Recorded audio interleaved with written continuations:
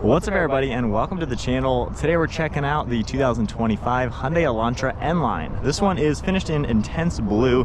MSRP is $30,400. So what do you think? Is this the ultimate affordable sporty sedan? You can get it with a manual or an automatic. So it seems like a very well-rounded car to fit all sorts of buyers. Do you think you would buy this over a Honda Civic Si or a Volkswagen Golf GTI? Do you think Hyundai is the way to go? So from here, let's pop the hood. Got the latch right here, and underneath the hood you are going to find that turbocharged motor. This is a 1.6 liter inline 4-cylinder with 201 horsepower and 195 pound-feet of torque. This is front wheel drive, either has a 6-speed manual or a 7-speed dual clutch. With all that, curb weight is a little over 3,000 pounds, and 0 to 60 is between 7 and 7.7 seconds, depending on the transmission. Now from here, you got a nice design on these headlights. You can see how they light up, and it's nice in line with this silver trim piece. All blacked out for the front end, so really unique compared to your typical car. You can see how we have large openings for all this mesh, huge design with our intercooler back there. More silver trim all throughout the lower sides, and some nice aggressive styling. So pretty cool, definitely stands out. Looks a bit different than the competition. Hyundai badge right in the center, and then nice sharp lines throughout the whole front end as well on the hood, leading towards that windshield. At the side, you're going to see more of these cool contours throughout that front bumper, and then a set of 18-inch wheels with the N logo right in the center. Got the N-Line badge as well on the front fender, and sharp body lines all throughout the side. You have somewhat of a Y shape with a triangle design to it, and then an aggressive side skirt down below. Body color on the door handles, black on the mirror caps with a turn signal, and then you can see all black trim throughout the side windows with some trim back here instead of a third window. You have a shark fin antenna, sunroof up above as well, and then for the side profile, has a pretty good proportion. The front end slopes downwards, and we have more of a sloping rear end as well. So definitely a unique style, and I like how the sharp lines cut into this back section right here. Everything leads its way into the trunk, where you're going to get a lip spoiler finished in the black. Also have some black trim up above underneath the glass, and then I really like these taillights. They do have some halogen bulbs, however this whole thing will light up in the red, which is a really cool touch. So really sporty looking. Got Elantra written out with your badging, and then all gloss black for the rear diffuser. Dual exhaust on the one side with some silver trim, and overall it comes together really well. It's a unique car, stands out, definitely sets itself apart from the competition. Now we have our trunk button right here. Manually lift it open. You're gonna have a bit over 12 cubic feet of cargo space, so a pretty decent floor in here. And then if you lift up the floor, we don't have a spare tire, but you're gonna see the inflator kit. So from here, you are gonna pull these tabs, and then you'll manually push down those seats to get them folding nice and flat. And then closing that up, going to the interior, they will fold nice and flat with the recessed latch, and you have a large opening into the trunk itself. Picking these seats back up, it can seat 3 people back here, and the center seat does have this where you can have an armrest as well as 2 cup holders. And then for amenities, you're just going to get 2 USB-Cs. I do like the interior. It's got this cool fabric with this texture to it, and then the synthetic leather with all the red stitching. The rear door panel, primarily plastic with a little bit of soft touch. And then if I go ahead and hop inside at 5'11", this is a pretty practical and roomy car. I have good legroom behind my own driver's seat, good headroom too, and I can see around. Now those rear windows, since they're not there, it does give this a little bit more of a thick design back here, so you don't have quite as much light let in versus the competition. But overall, it's a pretty roomy, comfortable back seat. The seat itself has a good recline. The base supports my legs too.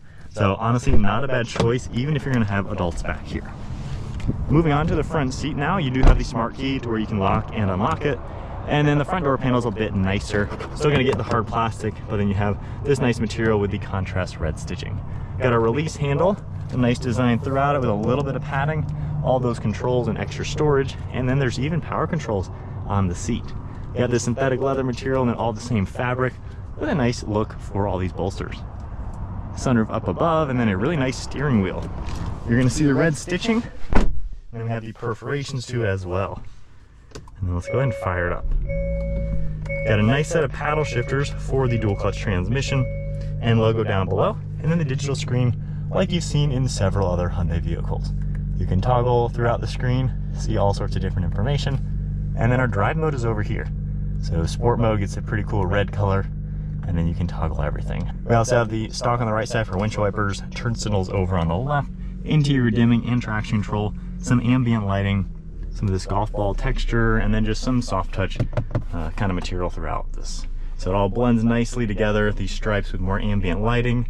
And then the infotainment screen, basically what you've seen on any Hyundai, so pretty simple to use overall. Got the home icon. Backup camera has good graphics, guidelines as well. I like how you have a split view, a couple settings you're able to adjust.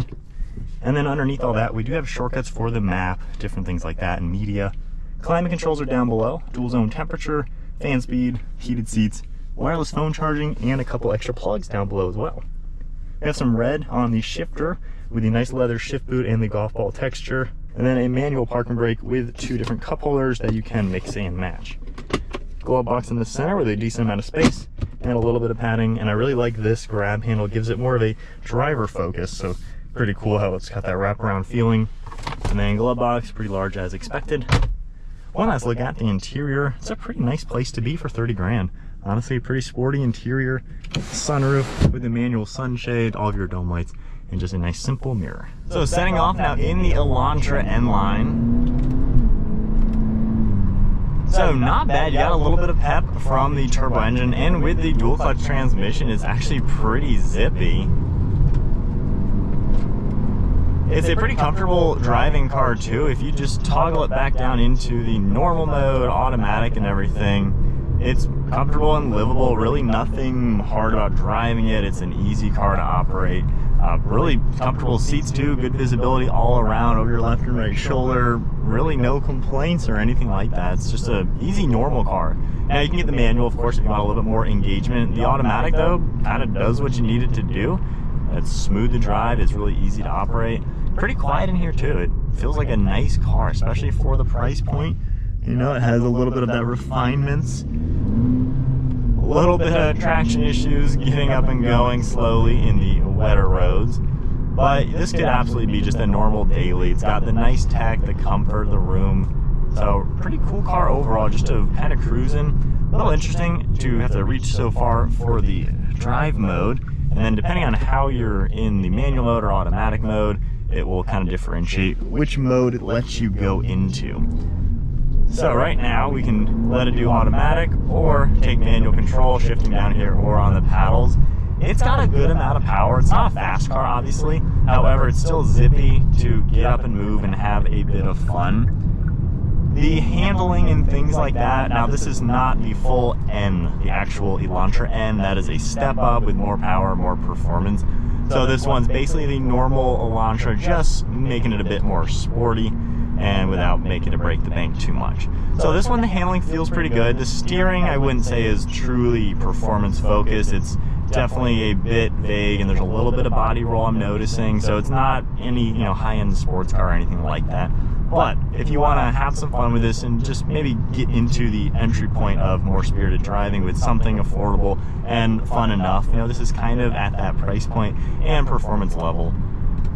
It's got a snappy transmission. The gear changes are really responsive when you are using the paddles, so it has that fun factor to where, if you want an entry-level sporty sedan, the Elantra N-Line does give you a good blend of everything. I like the snappy transmission. Of course, the 6-speed would be a fun choice too if you want, that other level. But taking the turns, it's decently confident. Something that you can have some fun in going around turns like that. And then, of course, when you tone it back down into either smart or normal, the car tones down. Now, the drive modes don't really do much. It's not a crazy amount of differences with everything in this car. However, you're going to notice a bit more throttle response, a bit more aggressive transmission tuning. So normal driving, it's a great daily, and then you have the fun factor to get a little bit of power out of it. Merging onto highways, things like that isn't going to be an issue. Even when you're in just the normal mode, if you give it some throttle, that turbo's got a nice bit of boost to where you're going to get up and go. And it is a confident, smooth to drive car. It does feel pretty refined for what it is. You're not really hearing any wind noise or road noise. The suspension's forgiving.